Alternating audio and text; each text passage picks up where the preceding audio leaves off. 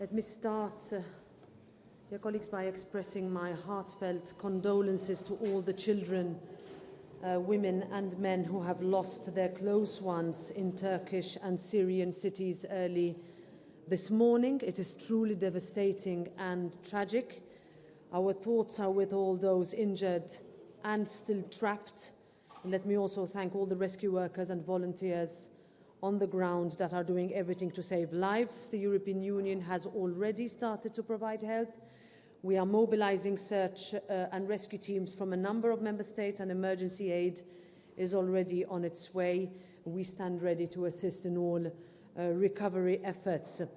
Dear Prime Minister, dear Natalia, first of all, welcome to Brussels. We recently met in Moldova, where we had a very good meeting.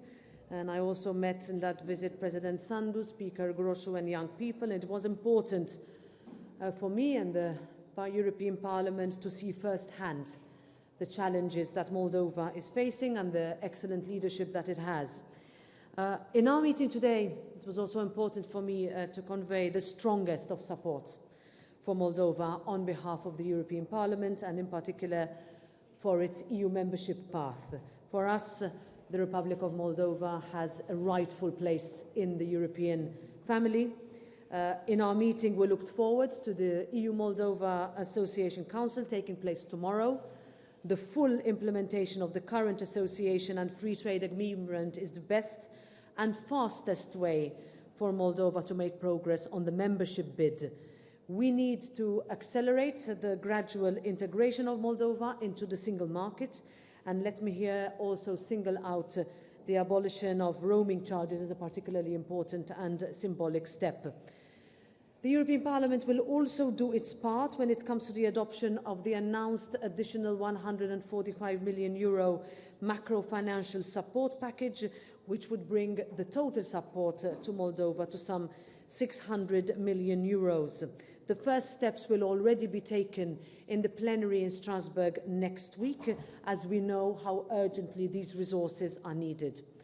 I also wanted to take this opportunity to thank Moldova for standing firm against Russia's aggression in Ukraine.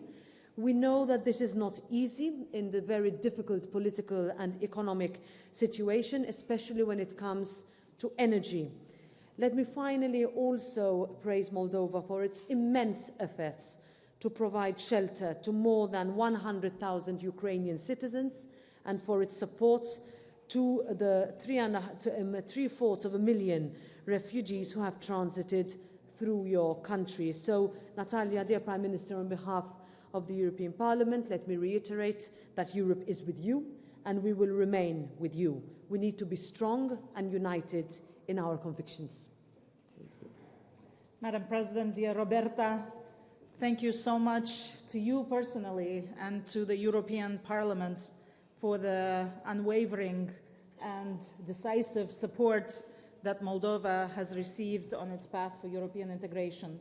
Before I go into details of our meetings and discussions, I would also like to express on behalf of the citizens of the Republic of Moldova our condolences to the victims of the earthquakes in Turkey and Syria, and we also stand ready through our emergency services to participate in EU missions as we have done previously.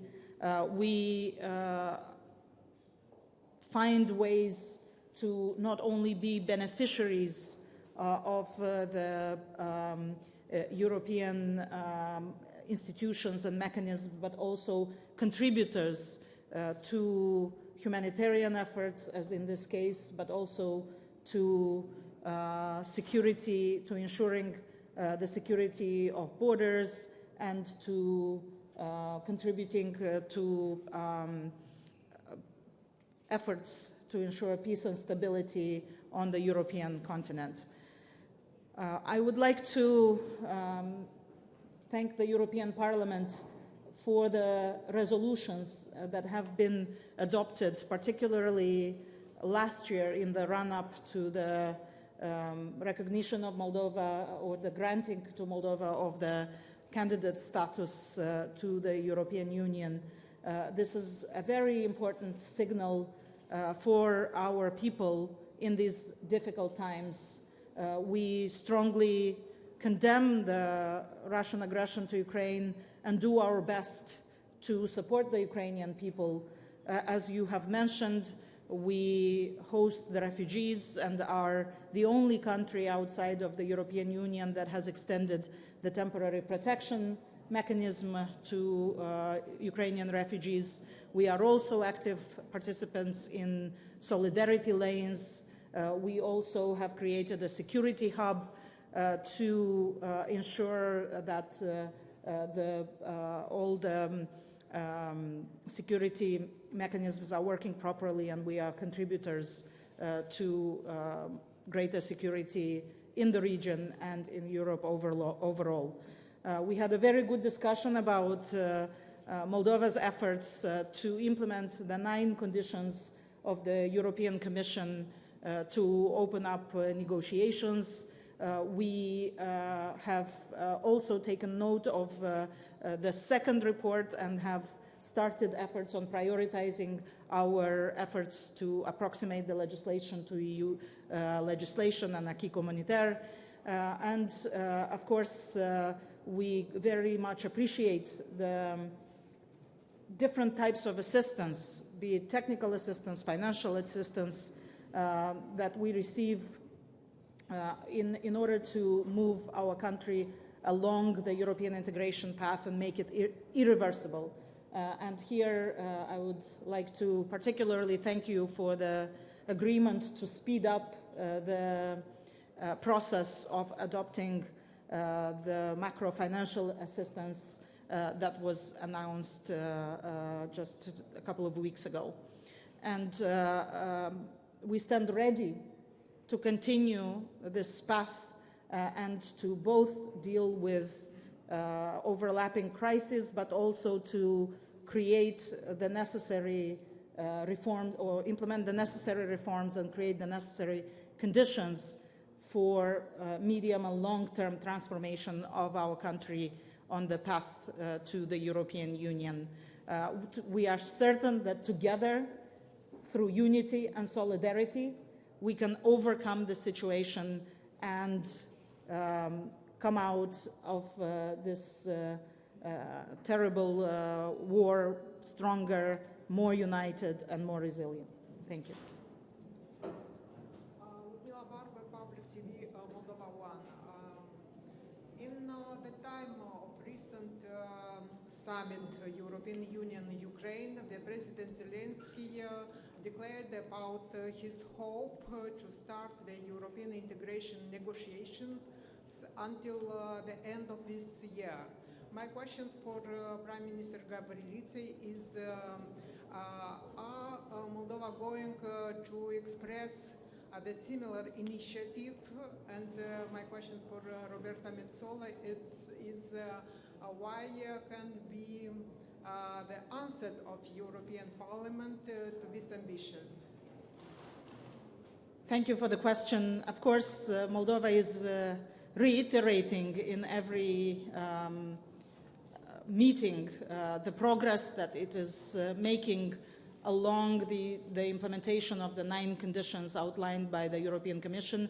And we too hope that negotiations can be opened as soon as possible by the end of this year. At the same time, we are making clear that we are not looking for shortcuts.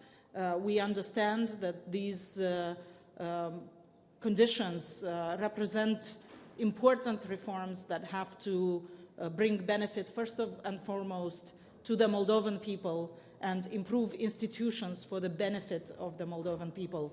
And this is not just about ticking the box on a self-imposed plan, but rather achieving those real transformations that will be visible and that will be felt by the Moldovan people. The Prime Minister ended her first remarks with the words unity and solidarity, and it is within that spirit that we start 2023 in our continuing negotiations with Ukraine and Moldova. It was important, particularly symbolic for the European Parliament, to be that institution that pushed for candidate status and I think we can frankly all be very welcome with the speed with which both Ukraine and Moldova have taken it upon themselves in order to either make the necessary reforms, to organize themselves in such a way that all the necessary steps can be taken. In this regard, I would say that even though each country has its own path, the accession process requires steps to be taken, and we will be there on every step of the way.